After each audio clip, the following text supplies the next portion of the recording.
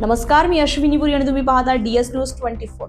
सातही जन्मी हाच पती मिळू दे असं म्हणत सोमवारी वटपौर्णिमेच्या दिवशी शहरामध्ये विविध ठिकाणी महिला वडाच्या झाडाला दोरा गुंडाळून प्रदक्षिणा घालत होत्या। पण त्याचवेळी एक महिला दारूबंदी करावी या मागणीसाठी छत्रपती संभाजीनगरमधील क्रांती चौकात वडाच्या झाडाला चक्क दारूच्या रिकाम्या बाटल्या बांधून पूजा करत असल्याचे चित्र दिसून आले।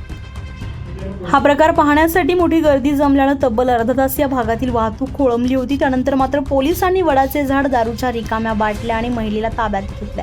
शहरभर वटपौर्णिमा मोठ्या उत्साहात साजरी होते। हाच पती जन्मोजन्मी मिळू दे अशा आणाभाका घेत असतानाच मात्र एका महिलेनं सोमवारी दुपारी क्रांती चौकात दारूबंदी करावी या मागणीसाठी अनोखं आंदोलन केलंय।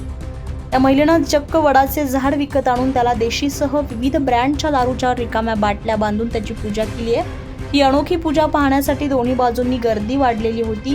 त्यामुळे क्रांती चौकात तब्बल अर्धा तास वाहतूक खोळंबलेली होती। अनोख्या आंदोलनाची माहिती मिळताच क्रांती चौक पोलिसांनी घटनास्थळी धाव घेत वाहतूक सुरळीत केली आहे। दारूच्या बाटल्यांसह वडाचे झाड जप्त करण्यात आलेलं आहे। क्रांती चौकात सुरू असलेल्या या आंदोलनामुळे पोलिसांची ही चांगलीच धावपळ उडाली आहे। पोलिसांनी महिलेची समजूत काढण्याचे प्रयत्न केलेत, मात्र ही महिला ऐकण्याच्या मनस्थितीत नव्हती। अखेर पोलिसांनी महिलेसह वडाचे झाड, रिकाम्या दारूच्या बाटल्या तसेच पूजेसाठी आणलेलं साहित्य ताब्यात घेतलंय।